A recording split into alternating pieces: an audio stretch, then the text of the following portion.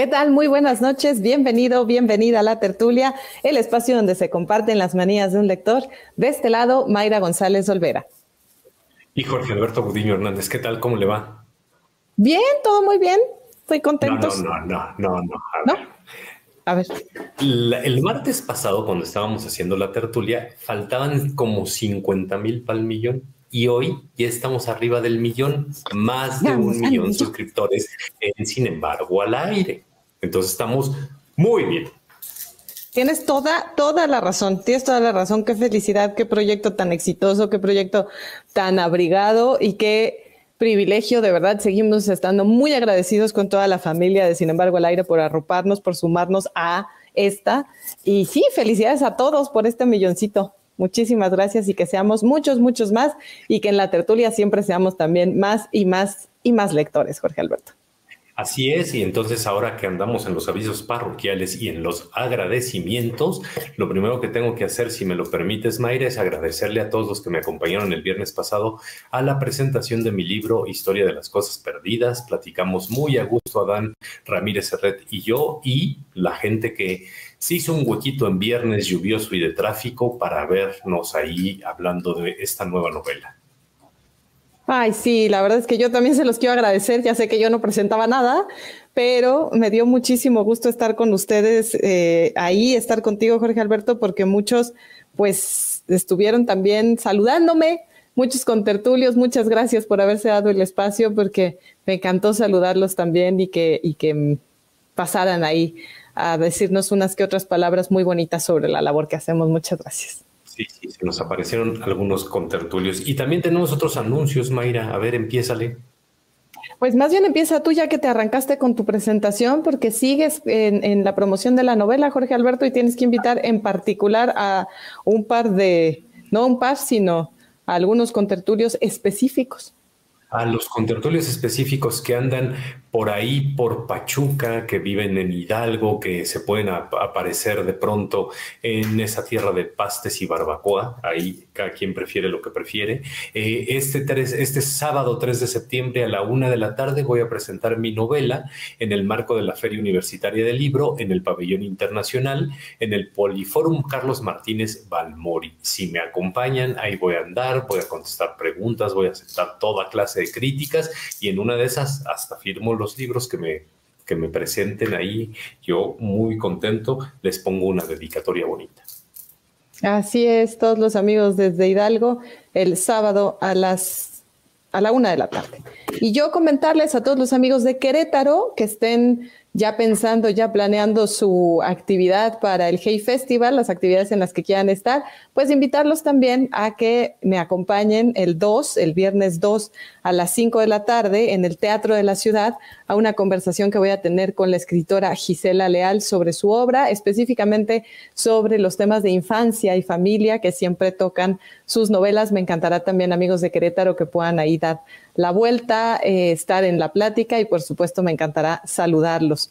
Y bueno, los huerfanitos del día de hoy, gracias a todos los que ya se están sumando, por cierto, también, gracias contertulios que nos están mandando abrazos por ahí, porque ya están conectados. Decirles que hoy tenemos huerfanitos muy especiales porque nos mandan ni más ni menos que esta caja con algunos regalitos. Y cada una de estas cajas, tenemos 2 cajas de eliglu.com que nos mandan nuestros amigos de Penguin, porque resulta que están arrancando este proyecto que está increíble, que se llama eliglu.com.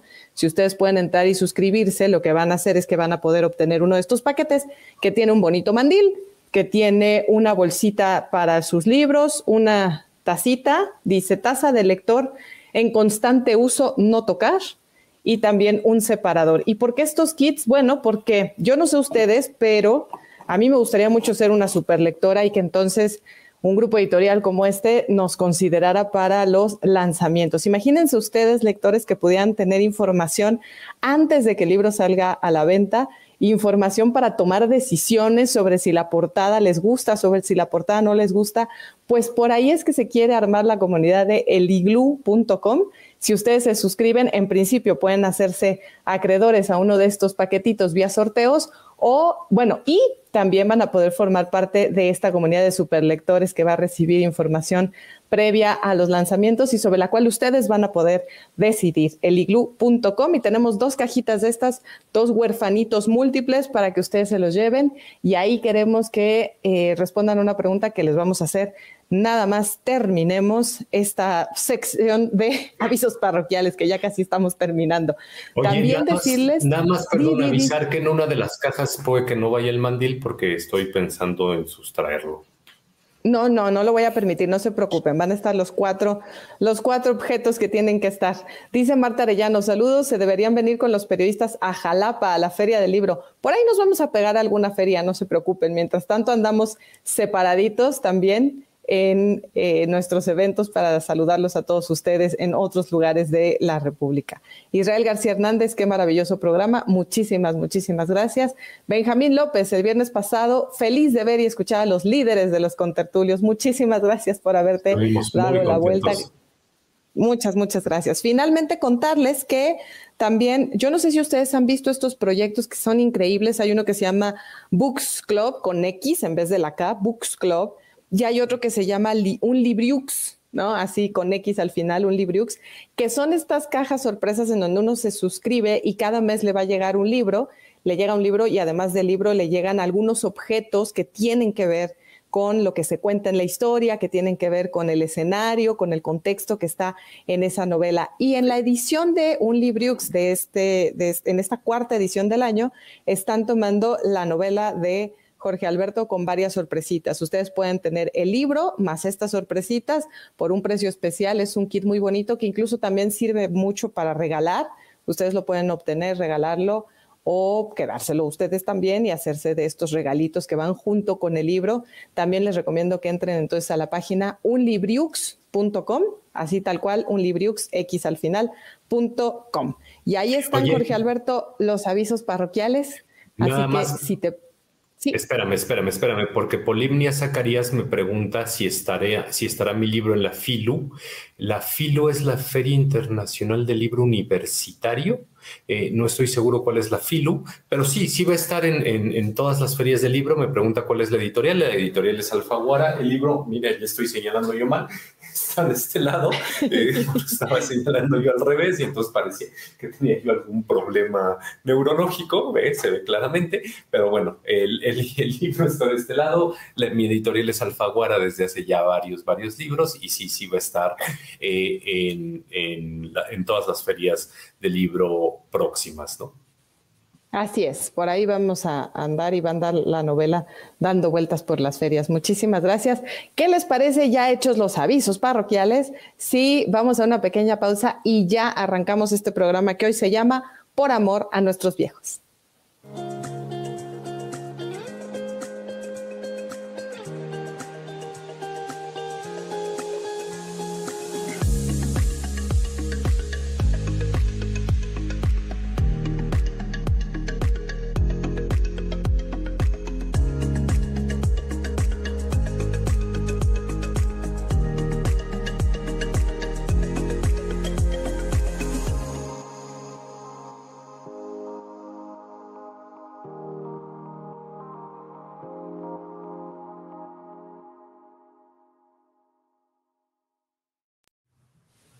Gracias, Armando Vázquez, que dice, su programa es delicioso, lleno de aprendizaje para conocer a los escritores y su obra. Y por acá, Jacobo Morales, juntos todos, estaba pensando que mencionaban por acá la Feria del Zócalo, pero no, tiene que ver con otro tema. Marta Arellano, sí dice, es la Feria del Libro en Jalapa, Veracruz, de la Universidad Veracruzana, que ya estaban por ahí avisando que es también en estas fechas, si no me equivoco.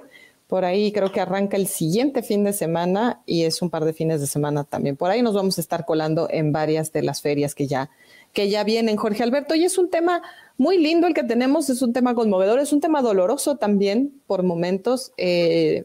Casi siempre tiene un final que puede ser muy hermoso, que puede tener sus destellos de brillo, pero que pues termina siendo, como todos los finales, doloroso, ¿no? Y estamos hablando de este programa que vamos a dedicar a nuestros viejos. Así es, parte de los pretextos era que fue el Día Internacional del Abuelo o el Día Nacional del Abuelo y que finalmente todos nosotros tenemos alguna relación con con personas de mayor o mucha mayor edad que nosotros, y que además es parte de este ciclo vital, ¿no? De pronto vemos a nuestros padres primero como jóvenes inexpertos que están intentando educarnos, y luego ya como adultos muy expertos que siguen intentando educarnos, ¿no? Y que establecemos una relación con ellos que de una u otra forma puede a veces durar toda la vida, puede no durar toda la vida, y suele haber huecos, suele haber contradicciones, suele haber cambios de perspectiva, porque finalmente aquel que nos educó cuando tenía 25 o 30 años es muy diferente a aquel que nos reclama cosas a los 70 o a los 75 años, o que se involucra de una forma o de otra en nuestra vida, y también la manera en la que nosotros continuamos involucrados en la vida de ellos. Y ya con el nosotros no me refiero solo a los hijos, sino a los nietos y a las generaciones que vienen. Y ese es un pretexto por demás literario que, como bien dice Mayra, es el génesis de un montón de literatura muy conmovedora, muy profunda, que además es de esa literatura que de inmediato nos lleva a la reflexión, ¿no? Nos lleva a la reflexión, porque si no hay viejos en nuestra vida, lo que nos queda claro es que nosotros en algún momento idealmente seremos viejos en la vida de alguien más, o peor aún, viejos solitarios, ¿no? Y todo eso, todos esos son pretextos muy, muy, muy literarios a los que les queremos dar entrada el día de hoy. Y desde el versus, que aviso, debe ir votando por mí. Adriana Herrera dice: de mi abuelo Don Ángel aprendí lo maravillosa que es la lectura.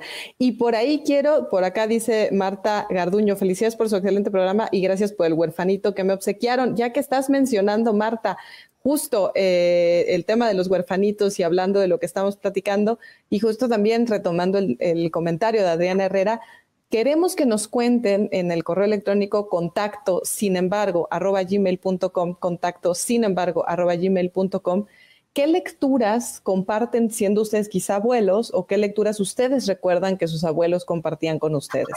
Los dos primeros que nos escriban se van a llevar este paquete que les mostraba yo de El Iglú, para que se puedan hacer del mandil también, porque no voy a dejar que Jorge Alberto lo saque, por supuesto, de la cajita. Nada más la abrí para mostrárselas y ahorita se cierra y se va con todo y todo. Así es que un par de cositas más, Maya, no antes, porque Laura Angélica Rocha Romero me corrige y me dice: fue el Día Nacional del Adulto Mayor porque no todos son abuelos. En efecto, Laura Angélica, gracias por la corrección, la hago ahora mismo. Y Guadalupe Huerta nos dice: qué lástima, yo vivo en Querétaro. Lástima, ¿por qué? Ahí va a estar el Hey. Mayra va a estar todo el fin de semana por Querétaro, entonces hay oportunidad de irla a saludar. Ahora sí, Mayra, vamos a lo que vamos, no te comas las cortinillas. No, vamos a ella.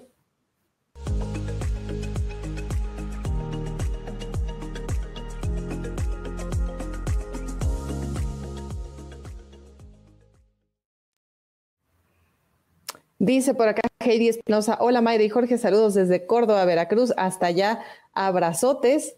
Y Guadalupe Huerta dice: ¿cómo se llama el último de sus libros? Bueno, supongo que se refiere a tu novela, Jorge Alberto. Historia de las cosas perdidas es la más reciente de ellas, y bueno, hay en producción alguna otra, pero todavía no, entonces ya considerada como libro, Historia de las cosas perdidas.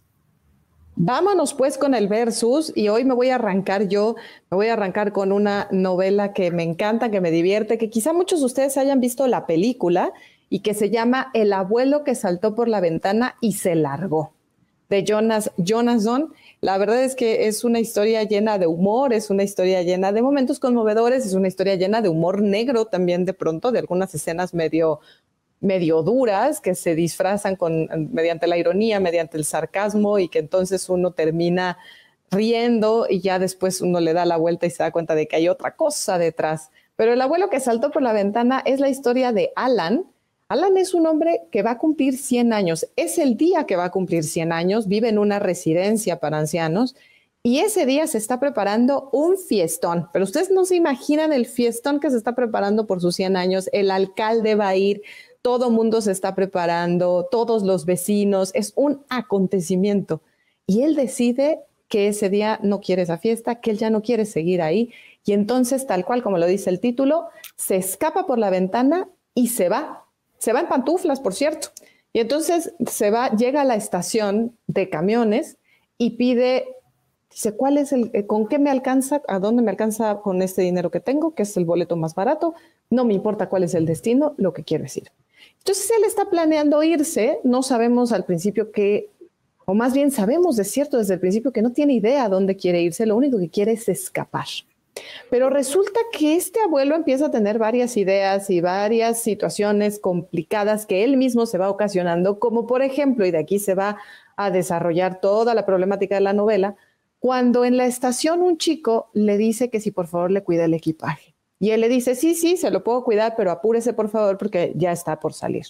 Estoy por salir. Y entonces, cuando finalmente tiene que subir a su transporte, decide robarse el equipaje de ese joven. ¿Por qué? Porque puede, porque está ahí la circunstancia, porque no le cayó bien, porque le dijo que se apurara. Él decide tomar esa aventura y robarse la maleta. Pues, ¿qué es lo que va a ocurrir? Que no es una maleta cualquiera la que está robando, que le está robando a un grupo delictivo, le está robando a un grupo tampoco tan abusado, pero sí un grupo peligroso de narcotraficantes, una enorme suma de dinero. Eso es lo que hay en ese portafolio.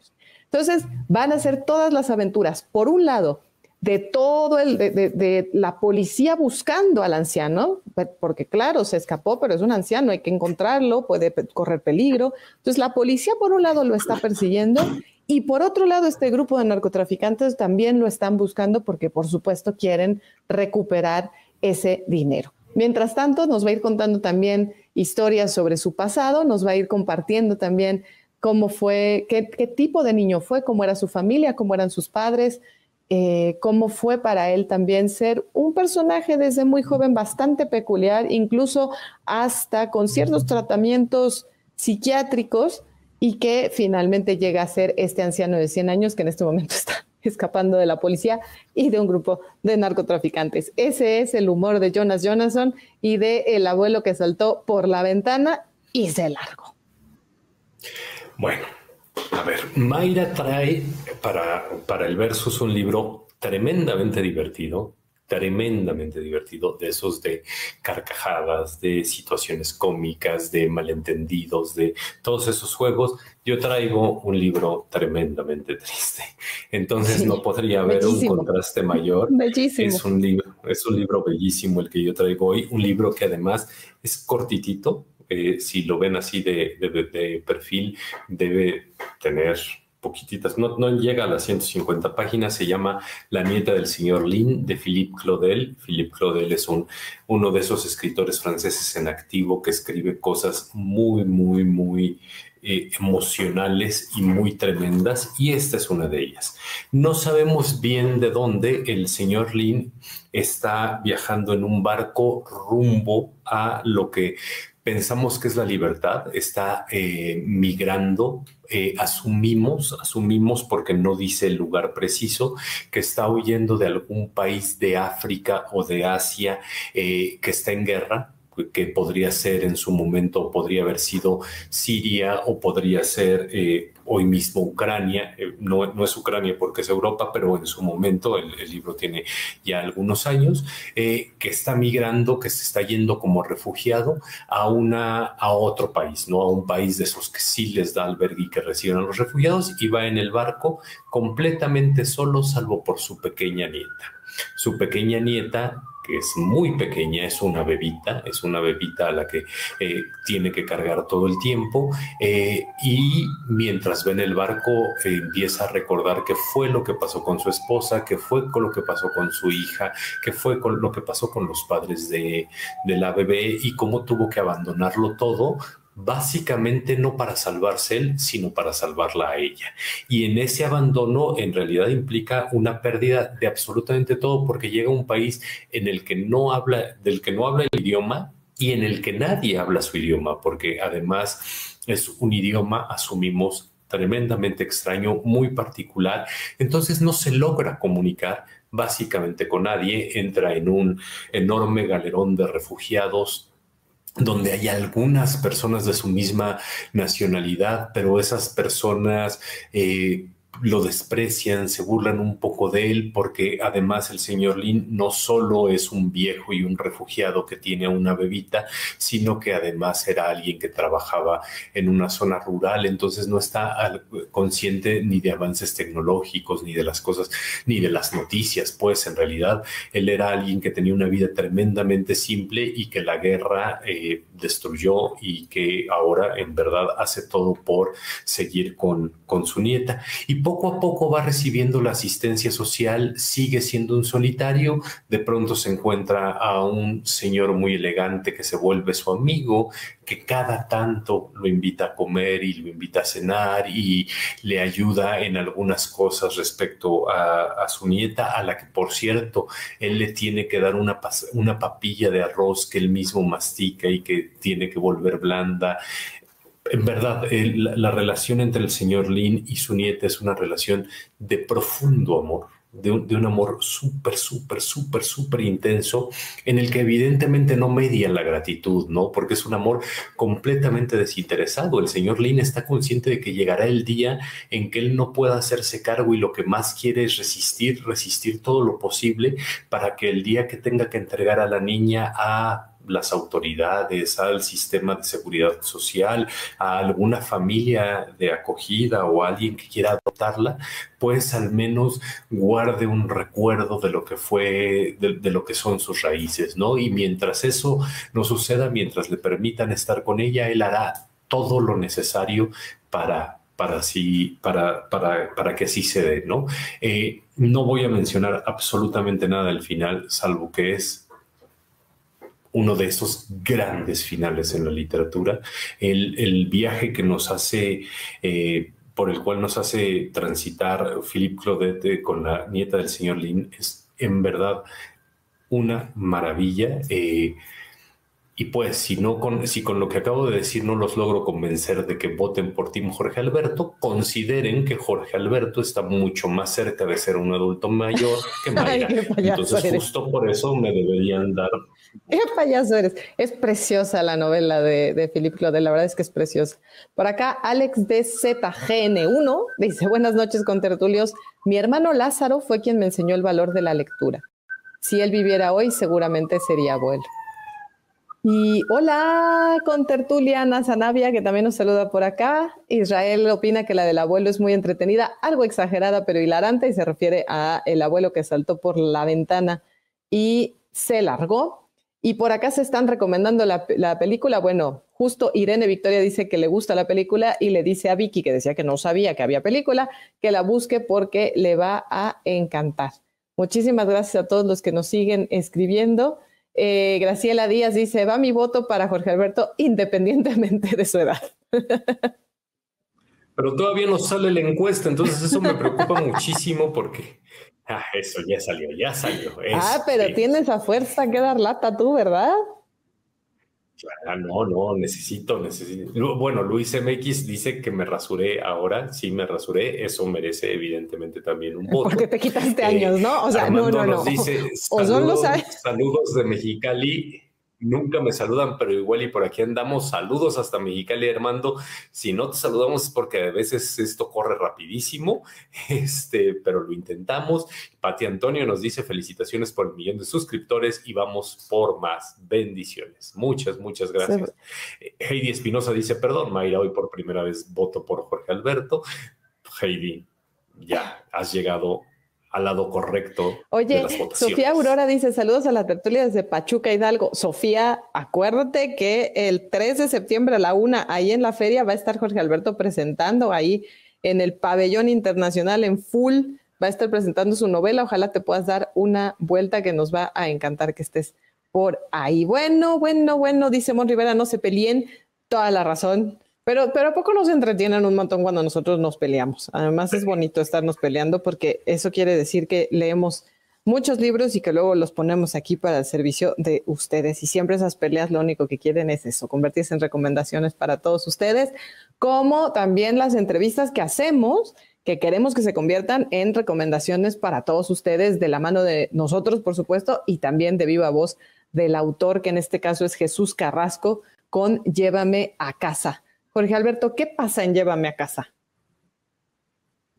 Llévame a casa, Juan es No soy Juan. una persona que debe tener, no, Hiciste, no, hiciste Juan una coma tiene treinta vocativa y ahí tantos medio rara. años.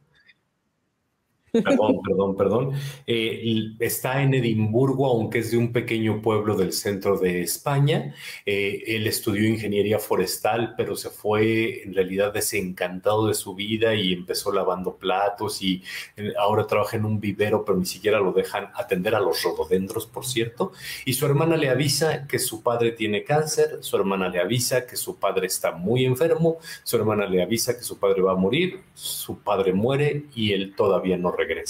Y regresa hasta un par de días después y cuando llega, que llega para que puedan enterrarlo, de hecho están esperando a que llegue el hijo para enterrar al padre, pues evidentemente llegan todas las recriminaciones de su hermana, que se ha hecho cargo de ellos desde que él se fue, pese a que ella tampoco vive en el mismo pueblo, y luego llega la noticia que lo va a desestabilizar por completo y es que su madre tiene Alzheimer y que en alguna medida él se tiene que hacer cargo de ella pues viendo cómo le hace, ¿no?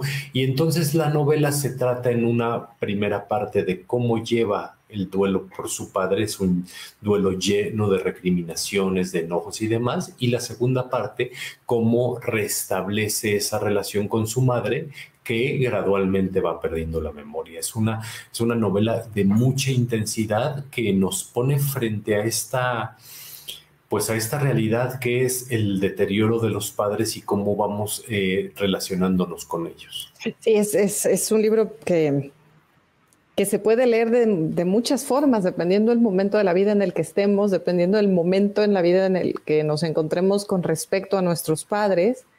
Y sin duda sí es una novela conmovedora, es una novela, ahora verán, con Jesús Carrasco, que pasa por todas estas etapas emocionales a lo largo de las páginas y que vale muchísimo, muchísimo la pena.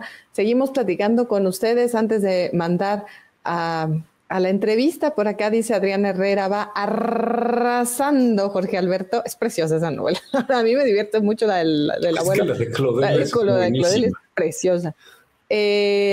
Bader dice por acá, de la tercera edad, a mí me gustó mucho El viejo y el mar, por supuesto. También por ahí. Uy, Sí, Jorge Alberto. es uno de los libros favoritos de mi mamá, El viejo y el mar. Es precioso ese libro. De hecho, hubo un momento en que consideré ponerlo en el versus, pero dije, ya, eso sí, donde hay ventaja no hay nobleza. Competir contra el viejo y el mar Habíamos pensado en El viejo y difícil. el mar, bueno, Jorge Alberto, habíamos pensado en El coronel no tiene quien le escriba, ¿no? También este momento de la Sí, vida en el sí. que ya lo que queda como el coronel es esperar, y muchas veces esperar algo que no va a Ajá, suceder, ¿no?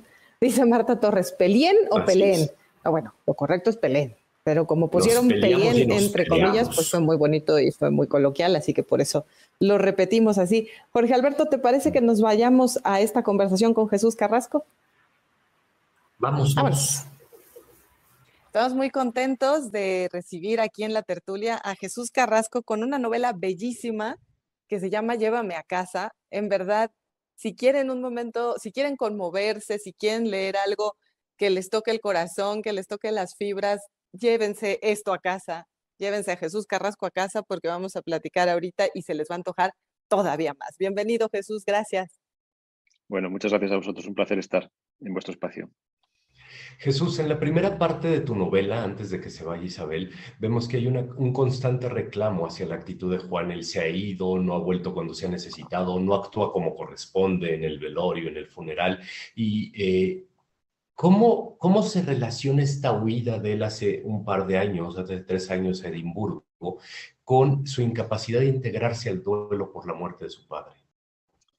Bueno, esa incapacidad que tiene, yo diría que procede de dos fuentes. La primera es que es una persona con una emocionalidad muy bloqueada. Es alguien, como diría que todos los miembros de esa familia, digamos, poco capacitados para la comunicación emocional. Por un lado está eso, es una persona muy poco comunicativa, muy cerrada. Y por otra parte está el hecho de que ha tenido que volver súbitamente desde Edimburgo. Es decir, él estaba haciendo una vida normal, la que él quería en aquella ciudad. Había, en cierto modo, huido hasta allí, como decías al principio. y tiene que volver de una manera muy precipitada. Recibe una llamada que le comunica el fallecimiento de su padre. Esto es algo que se ve en la primera página, casi en la primera línea, con lo cual no desvelo nada del libro. Entonces, esto le pilla con el pie cambiado. Es casi un tour de force, ¿no? Tiene que volver, dejarlo todo, coger un vuelo de madrugada, viajar desde Edimburgo a Torrijos, bueno, al pueblo de la novela, que está en el centro de España. Es un viaje largo. Llegar y tener que incorporarse a un velatorio que le está esperando a él, de hecho, que ya lleva en marcha muchas horas. Entonces, esta falta de sueño más esa incapacidad que tiene para comunicarse hace que se sienta como un pez fuera del agua. Es decir, casi todos los dedos le señalan cuando llega, ¿no? Que ¿por qué no estabas aquí? ¿Qué estabas haciendo? Este era tu lugar, ¿no? Y él está, en esa primera parte de la novela, absolutamente aturdido, sobrepasado por los acontecimientos. Incomodas a tu personaje, ¿no? Lo pones luego en un momento difícil. Sí, le pongo en un momento difícil, claro. De ahí surge una gran parte de la literatura, ¿no? Del conflicto y de la incomodidad, de ese roce que tienen los personajes con la realidad, con lo que les rodea, es eso que les rodea una sociedad o una familia. Entonces yo le pongo en un problema, le pongo en dificultades e intento a lo largo de la novela hacerle salir de esas dificultades o al menos darle herramientas para que salga de esas dificultades. Y ese proceso es verdaderamente lo que cuenta la novela, el cambio de Juan, cómo Juan se transforma a duras penas al principio, porque como decía, vuelve de una manera muy precipitada, muy alocada, pero poco a poco se le da la oportunidad, yo le doy la oportunidad, la vida le da la oportunidad para que se reacomode y bueno, empiece a mirar la realidad con más calma y de otra forma, ¿no? Y empiece a comprender qué es su familia, por qué ha querido escapar, cuál es su lugar en el mundo, cuáles son sus responsabilidades, que esa es fundamental en la novela, ¿no? Él había eludido la responsabilidad hacia su familia y ahora se ve obligado a enfrentarse a esa responsabilidad. Lo que hará o no hará, pues es algo que deberá descubrir el lector cuando lea la novela. Ahora, hay varios duelos finalmente, los que también se están mostrando en Llévame a casa, la indiferencia de Juan, en el enojo de Isabel, la peculiar resignación de la madre, el dolor de un amigo como Germán. ¿Cómo fuiste alternando todos estos y cómo fuiste construyéndolos para armar la novela? Bueno, desde el principio supe que era una novela que iba a ser como una banqueta, iba a tener tres patas, tres personajes. No iba a ser un diálogo entre dos, iba a ser como le pasó a mi primera novela, que era básicamente la relación de dos personajes. Aquí había tres personajes fundamentales. Me pareció que eso era importante desde el principio y luego los fui rodeando de personajes auxiliares que cumplen diferentes funciones. Esto no es algo que uno o que yo particularmente haya decidido según escribía, es decir, no tengo ese esquema previo en la cabeza, qué necesito para la novela, qué hará cada uno. Simplemente, de un modo natural, la escritura va pidiendo, a medida que la trama se desarrolla y que sus personajes se van asentando, van pidiendo un coro de personajes, ¿no? Alguien que sirva de, por ejemplo, que introduzca el humor en la novela, alguien que sea la voz que escucha o la voz que reprende. Son ajustes y equilibrios que la novela va pidiendo. Y en ese proceso aparecen los demás personajes, pero también aparece el perro, por ejemplo. El perro también es un personaje. Claro. Es un personaje silencioso que en cierto modo los reúne a todos. Todos acarician al perro. Al perro recibe a todos en la casa por igual, a todos les recibe con cariño, con el entusiasmo de un perro familiar, ¿no? Entonces, todos esos personajes y también el paisaje van apareciendo porque la novela lo va pidiendo. Hay una especie de imperativo cuando uno escribe un libro, una novela en este caso, o al menos en mi caso, y es la búsqueda de un equilibrio. Que la novela no se vaya hacia un lugar u otro lugar de una manera demasiado clara, ¿no? Que no sea maniquea, por ejemplo, que las opiniones del autor pues no sean explícitas en este caso, ¿no? Uh-huh. Toda esa búsqueda de equilibrio, toda esa sensación de fondo se consigue pues con la incorporación de todos estos personajes y todos esos elementos que no tienen por qué ser vivos, ¿no? La propia casa, el viaje, bueno, en fin, todos los elementos que forman parte de la novela contribuyen a crear ese equilibrio. Claro. Ya le decías a Mayra Jesús hace rato que habías puesto a Juan en una situación difícil, pero incluso, y esto es algo que me interesa mucho de los personajes hoy en día, de que los personajes estén lejos de ser perfectos, si uno lo analiza con algo de calma, es alguien que se fue, pero se fue no a triunfar, sino en realidad parece que está trabajando en algo que es inferior a sus capacidades y a sus estudios. Encima tiene una hermana que es como un genio que además puede resolverlo todo. Entonces, de pronto podríamos incluso, tal vez injustamente, pero podríamos al principio pensar que Juan es un personaje mediocre o que por ahí va un poquito alguno de los temas de la novela? ¿Por qué te interesaba tener un personaje no solo que ya estuviera contra las cuerdas, sino que además en un primer momento parecería no estar muy bien preparado para enfrentarse a todo? Bueno, porque partiendo desde ahí, desde esa posición, yo puedo tener la posibilidad de hacer que ese personaje crezca. Es decir, si yo ya en la primera página tengo a alguien que ha ganado el premio Nobel, que es un padre perfecto, un hermano perfecto, un hijo perfecto, tengo muy pocas posibilidades de desarrollar una novela. Puedo describir una situación idílica, pero no es mi posición en la literatura. Intento, como decía antes, abordar el conflicto, lo que a mí me incomoda, ¿no? Entonces, por eso parte el personaje en ese lugar. Pero cuando dices, bueno, es un personaje mediocre, efectivamente lo es en un sentido laboral o social. Es decir, no desarrolla una carrera brillante como su hermana, que es una científica reputada, a la que le llueve, digamos, los contratos o el dinero en cierto modo. No, no, él se dedica a la jardinería en un jardín botánico en Edimburgo, acarrea estiércol y trasplanta tiestos y lleva plantas de un lugar para otro. No es brillante su carrera profesional, pero no me interesa esa dimensión de Juan, me interesa su plano emocional. Ahí es donde yo quiero que el personaje rinda. Entonces, es ahí donde se desarrolla. Cuando la novela acaba, Juan no gana el premio Nobel, no mejora mucho sus posibilidades laborales ni nada parecido, pero sí se transforma en un plano emocional. Pasa de ser alguien mediocre o gris en el plano emocional a ser alguien con un desarrollo sustancialmente mayor hacia el final de la novela. Todavía le queda mucho camino por recorrer, pero esa es la transformación que me interesaba. Ese es el lugar del que yo quería contar la historia de Juan particularmente. La segunda parte es quizá más linda todavía, este reencuentro entre la relación, ¿no? La reconstrucción de la relación de un hijo con su madre en solitario, ¿no? Ya la familia de manera independiente, pero ellos dos, en el núcleo que forman ellos dos. Y por un lado, ya muchos lo hemos enfrentado de distintas maneras, pero por un lado la vejez de por sí ya es dura, enfrentarse a la vejez de los padres es dura, y luego si a esto se le suma una enfermedad es todavía más cruel, ¿no? Este enfrentamiento o esta aproximación, este nuevo encontrarse, esta nueva relación que se va creando. ¿Era necesaria también la enfermedad para sumarle más al reto, para agravar más esta situación en la que se iban a encontrar ellos dos y quizá convertirla en esto tan hermoso que construyes en Llévame a casa? Bueno, si quieres es una cuestión de tiempo. Si la novela tuviera 1500 páginas de duración, o de extensión, mejor dicho, cosa que no era mi intención, ni siquiera están mis capacidades, pues a lo mejor hubiera descrito un proceso mucho más gradual. Pero no soy escritor de 1500 páginas. Intento concentrar mucho lo que escribo. También el periodo de tiempo que pasa entre que Juan llega y acaba la novela es relativamente corto, es una cuestión de meses, meses en los que suceden muchas cosas. Entonces, introducir un elemento como la enfermedad de la madre ayudaba a comprimir el tiempo, es decir, o obligaba a Juan a tomar decisiones y a ejercer esa transformación de una manera mucho más decidida, ¿no? Si tiene todo el tiempo por delante, es como cuando tienes todo el tiempo por delante para escribir una novela. Generalmente la escribes el último día, aunque tengas 10 años para escribir la novela, ¿no? Hace falta un poco de presión, hace falta un poco de tensión también en la vida y en la novela, por supuesto. Entonces, es uno de los motivos por los que la madre apelo, digamos, a esta enfermedad.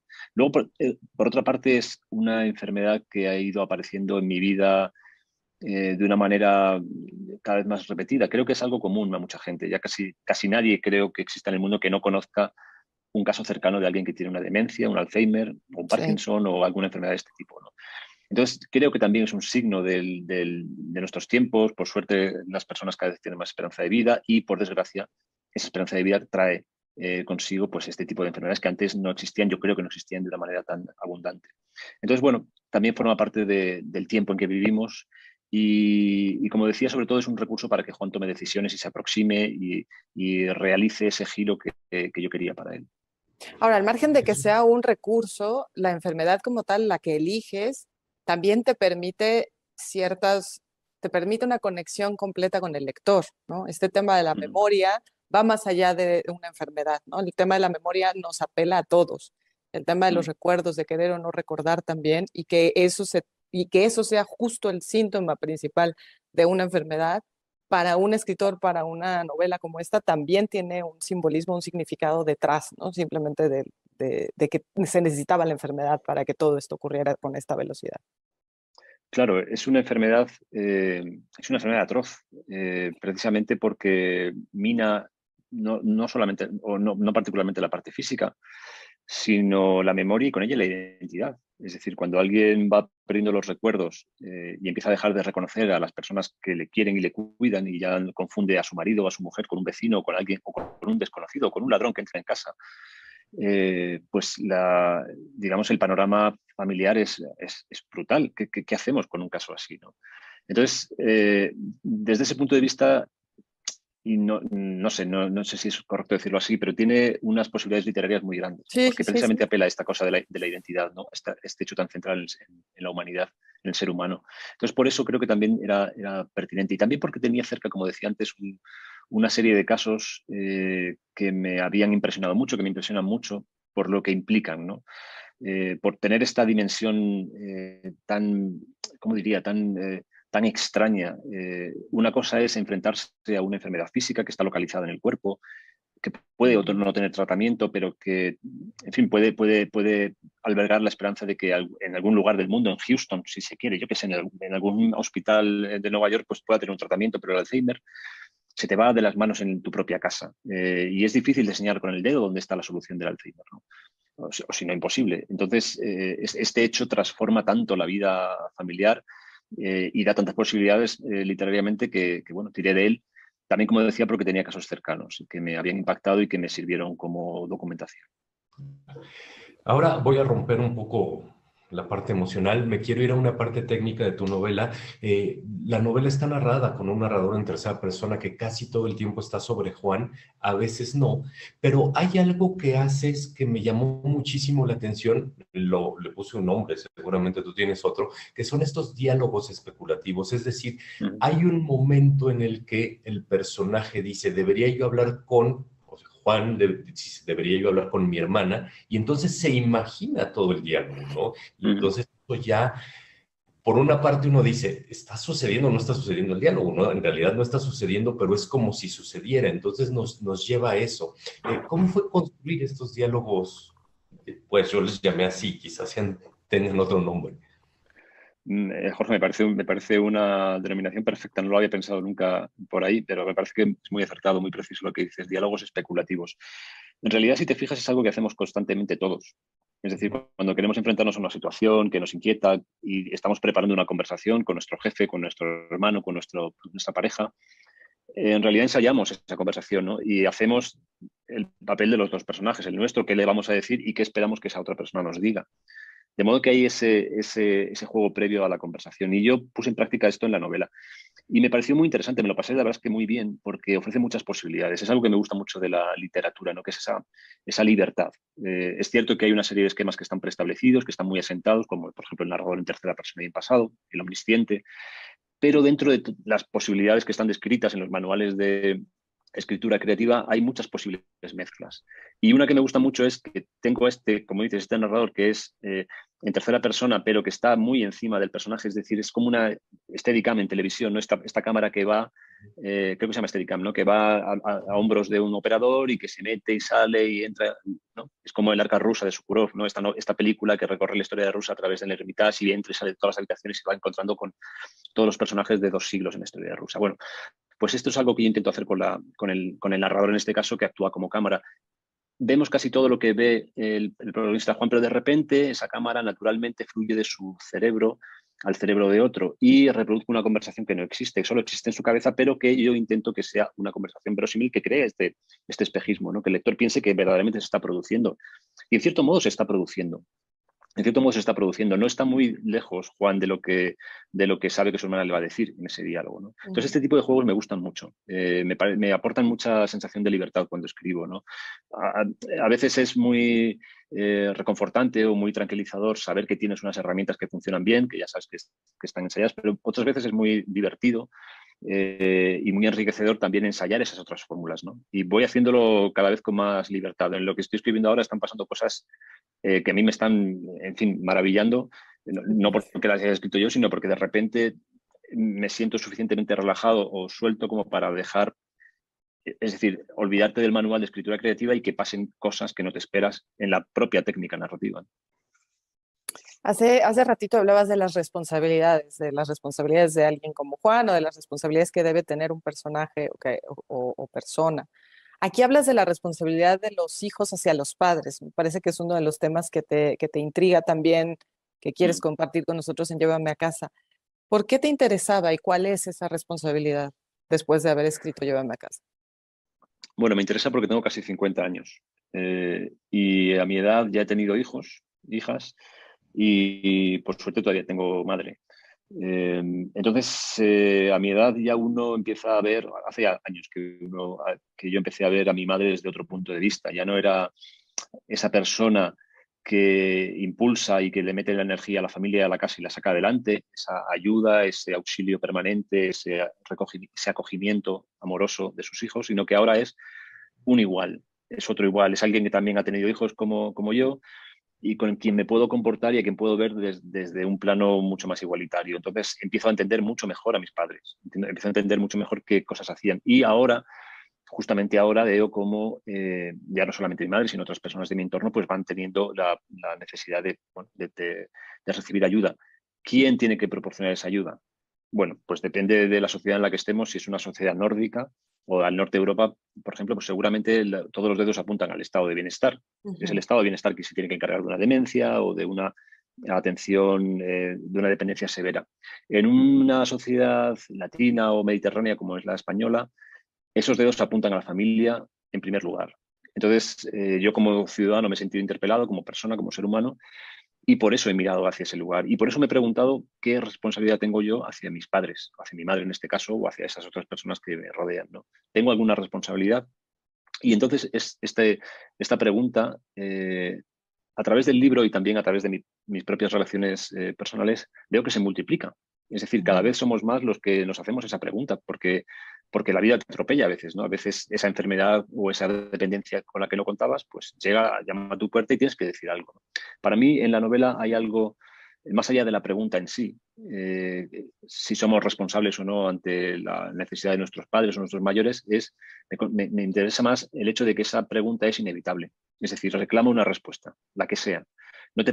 Es ineludible. Cuando a un hijo o a una hija se le hace esta pregunta, mi madre, mi padre necesita ayuda, es independiente, yo no puedo eludir la respuesta, tengo que decir algo, tengo que decir, me voy de aquí, no puedo soportar esto, o me quedo aquí, o contrato A, o tengo que hacer algo. Entonces, para mí, esa condición de inevitable de la pregunta ineludible era fundamental en esta novela y lo es en mi vida, ¿no? Es una de esas pocas preguntas en la vida ante la cual no te puedes poner de perfil. Tienes que decir algo, ¿no? Y esto me interesaba mucho. Ay, se me puso la carne chiquinita. Llévame a casa. Muchísimas gracias, Jesús. ¿Vas a estar en el GEI? ¿Vas a estar en Querétaro?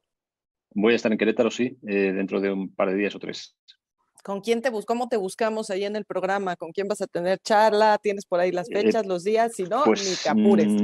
no la tengo por aquí a mano. Bueno, sí, espérate, mira, lo tengo que ver. Querétaro, bueno, es que tengo una agenda que me ha preparado Planeta México que es tan extensa y que no cabe prácticamente en la página. O sea, la letra es muy pequeña porque hay muchísimos compromisos. Entonces, para buscar el dato tendría que ponerme las gafas. Y no querréis verme con gafas porque son horribles las que tengo. Pues recuerden de todas maneras que en la página del Hey Festival, en el apartado de Querétaro, por ahí platicábamos la semana pasada con Isara García, ahí pueden buscar en el programa todas las actividades de Jesús Carrasco que va a tener y por ahí pasar y saludarlo para quienes anden por ahí, que seguro que a Jesús le va a gustar mucho. Me va a Muchísimas encantar. gracias por esta charla, Jesús. Gracias a vosotros por vuestro interés. Ha sido un placer. Gracias. Hasta pronto.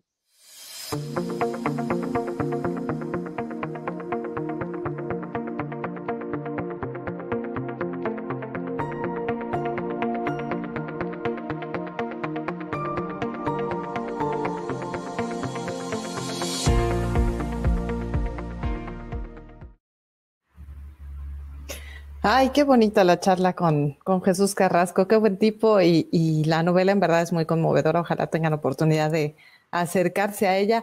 Jorge Alberto, varios saludos que nos mandan por acá, mira, por Tere Picasso me encanta, dice, mi abuelo me leía los domingos las páginas sepias del periódico Excelsior, acompañado de sus gatos, todos muy atentos, desde la lluviosa tarde en la alcaldía Benito Juárez nos saluda. Y por acá, una que me encantó, dice Vika Duque. En mi casa no se leía, solo que a mis 14 años pasé por una exposición de libros y me robé el que estaba solitario en una esquina. Perdón, hace muchos años regresé a pagar, pero ya no existía. Tengo 47, dice.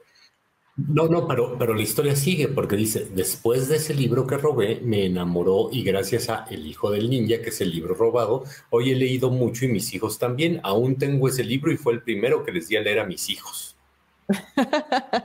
Luis MX dice, Historia de las cosas perdidas suena bien interesante. Está bueno el libro, hasta eso, mira, se los recomiendo yo, más allá del autor, se los recomiendo yo. Diana B. Ríos dice, libros de ancianos, La muerte de Artemio Cruz, un relato perfecto sobre un viejo y sobre un régimen que hoy agoniza. Y por acá nos siguen hablando del viejo y el mar, Hugo González, por ejemplo. Isidro Ramírez dice, saludo desde Unión de Tula, Jalisco. ¿Quién es el autor del abuelo? El abuelo que saltó por la ventana es Jonasson. Y el que menciona Jorge Alberto, por ahí tienes el librito, si quieres mostrarlo otra vez, sí, Jorge Alberto, que es Philippe Claudel. Ahí está. Y a Mario Paz ya le dabas tú, sin el otro ya, la bienvenida, que dice, primera vez que veo la tertulia, estoy muy emocionado de que nos presenten un resumen de libros. Por cierto, muy interesantes. Voy a ser su fan a partir de hoy. Me encanta leer libros. Pues ya estás, un contertulio más, ya está hecha la tarea del día de hoy, Jorge Alberto. Ya, sí. Acuérdense que la intención aquí en la tertulia es platicar de libros, platicar con ustedes, compartirnos lecturas y ver qué nos recomendamos unos a los otros para saber qué seguir leyendo. Mayra, ¿nos vamos a la cortinilla o me la vuelo? No, te iba a decir, llévatela, ¿no? ¿Y a dónde te la llevas? Ya, me la llevo. Vamos con la cortinilla para contarles qué estamos leyendo.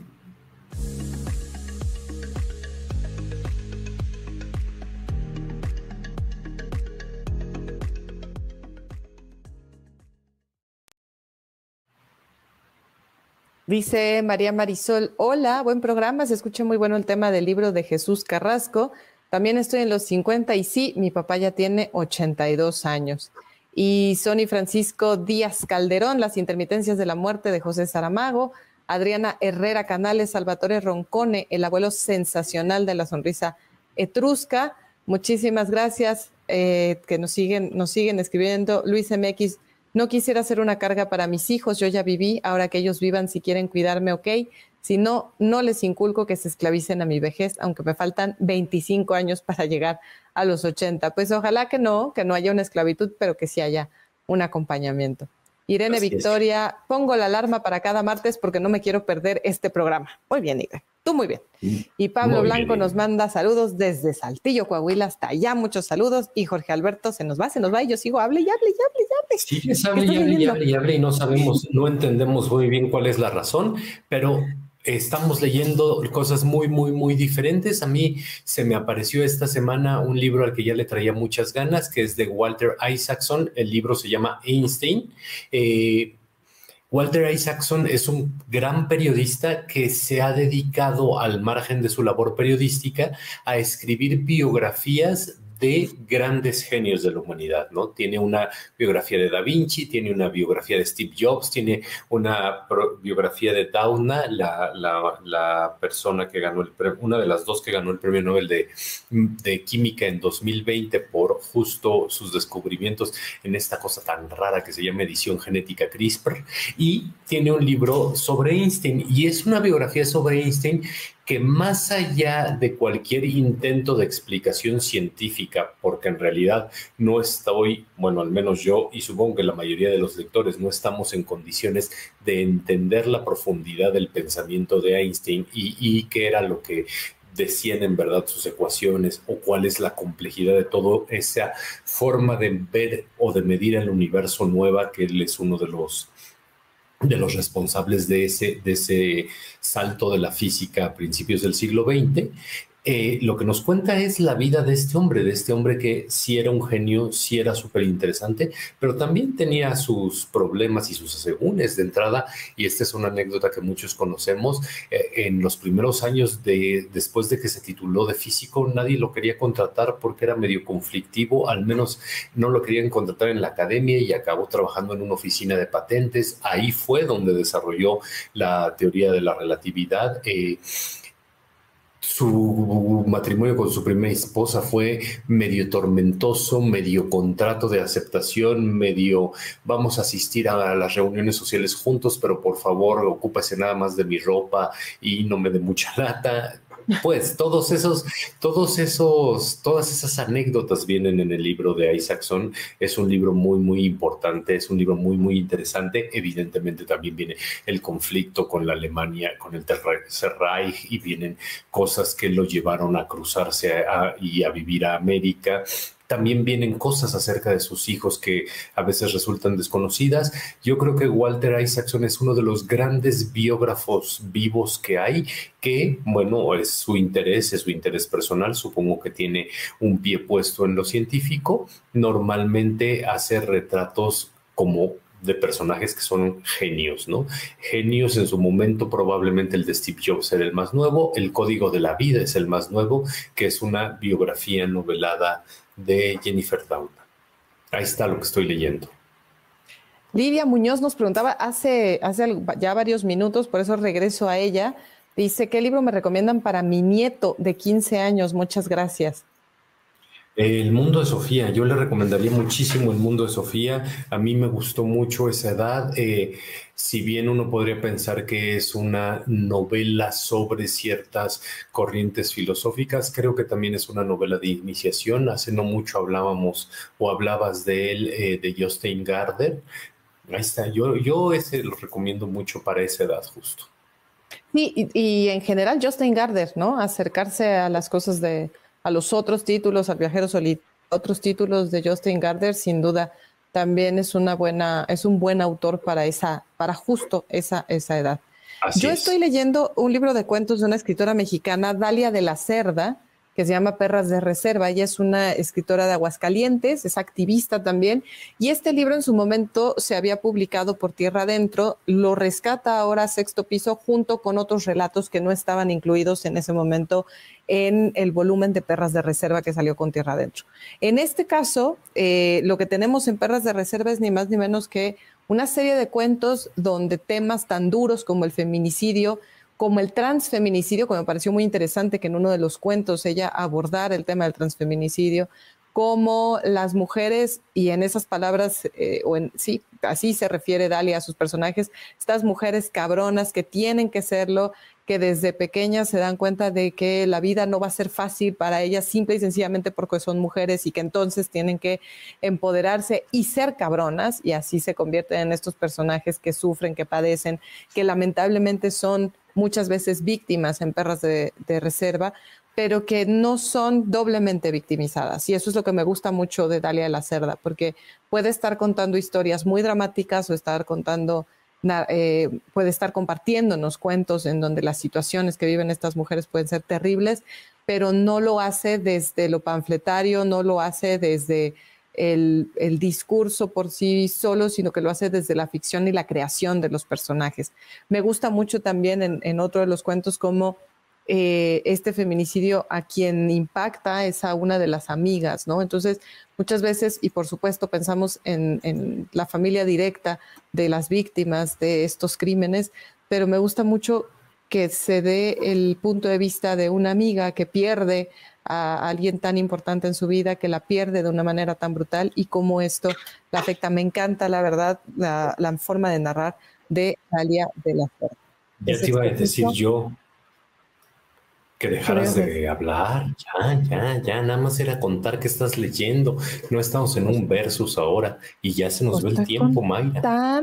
Estoy contando cuál es tu problema. Ahora me voy a aventar, ahora para todos ustedes, un poema de 10 cuartillas. Eso, muy bien. Vamos a recordar los avisos parroquiales, Jorge Alberto, pero antes, como ya tenemos por acá, gracias Nasa Navia dice gracias por la transmisión, gracias a ti también, quizá ya te estás despidiendo y muchos de ustedes también, que ya es la hora de irnos a dormir. Pero decirles que los huerfanitos que se van a llevar esta caja con la taza, con la bolsita, con el mandil, son ni más ni menos que, y por acá nos contaban, recuerden ustedes que la pregunta que hacíamos era, pues, ¿qué lectura compartían ustedes con sus abuelos o ustedes siendo abuelos, qué lectura comparten con sus nietos? Sensagari Ibarra nos dice, hola contertulios, yo leí con mi papá, que es ya abuelo, el libro Mujercitas, Caperucita Roja, entre muchos otros.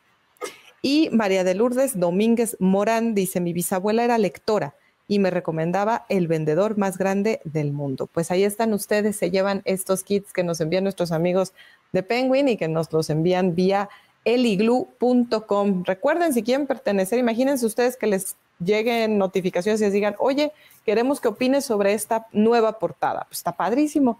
Regístrense en eliglu.com. También recordarles que un Libriux que diga un Libriux, así con X al final, está preparando paquetes con la novela de Jorge Alberto, más otros productos, otros regalitos que van ahí en torno a la historia que nos cuenta en esta novela Jorge Alberto, que puede ser un regalito muy bonito este kit completo, así que entren también a unlibriux.com, así con X al final, unlibriux.com. Y finalmente la otra invitación que tiene ahora Jorge Alberto, ya después nos estará invitando a Tamaulipas, a Monterrey, pero por ahora la invitación es ni más ni menos que a Pachuca, Hidalgo. Así es, va a ser este sábado a la 1 de la tarde en el marco de la Feria Universitaria del Libro de Pachuca, en el Poliforum, bueno, en el Pabellón Internacional, en el Poliforum Carlos Martínez Balmori. Y Mayra va a estar en el GEI este sábado. Sí, es este sábado también. O el viernes, el viernes a las 5 de la tarde. Con Gisela Leal, a las 5 de la tarde. Y por supuesto pedirles también, porque todo esto, toda esta información está siempre en nuestras redes sociales. Gracias por seguirnos en @MayraLeyendo y en @JAGudinoH, o si lo buscan como Jorge Alberto Gudiño, les aparece seguramente su cuenta de Twitter. Finalmente, comentarles que tenemos por acá un video que nos está compartiendo Miriam Bonilla sobre su libro Huérfanos Emocionales. Con eso, queridos contertulios, los vamos a dejar el día de hoy con este video que nos comparte Miriam Bonilla. Diga usted. No, hoy sí gané, entonces no te quieras saltar el versus. La nieta del señor Lin, 55%, el abuelo que saltó por la ventana, 45%, hubo 253 votos. Cada vez estamos teniendo más votos. A ver si la próxima semana o en una de las siguientes llegamos a los 300 votos. Está bueno. Está bueno, sí, se pone interesante esto del versus. Acuérdese que la intención en realidad no es que Mayra y yo nos peleemos, porque Mayra y yo nos peleamos de cualquier modo. El asunto es recomendar libros que nos han gustado mucho y que corresponden a la temática de la ocasión. Y en este caso teníamos un libro muy alegre, muy simpático y un libro tremendamente triste. Pues ahí está, 260 votos ya. Y ahora sí, Mayra, lo que decías, tenemos un video con el cual nos despedimos. Así es, Jorge Alberto. Por lo pronto esta tertulia se acaba y los dejamos con este video. Hola a todos, soy la profesora Miriam Bonilla. He sido profesora durante más de 25 años en la Ciudad de México en los niveles preescolar hasta preparatoria. También escribí el libro Huérfanos Emocionales y decidí escribir este libro ya que me fui dando cuenta que con el paso del tiempo y sobre todo en la actualidad se ha ido incrementando una problemática muy importante y que ha afectado directamente a nuestros niños y adolescentes, y es el abandono emocional que muchos padres tienen con sus hijos. Muchos padres ni siquiera se han dado cuenta de esta situación y esta gran problemática que estamos causando en ellos.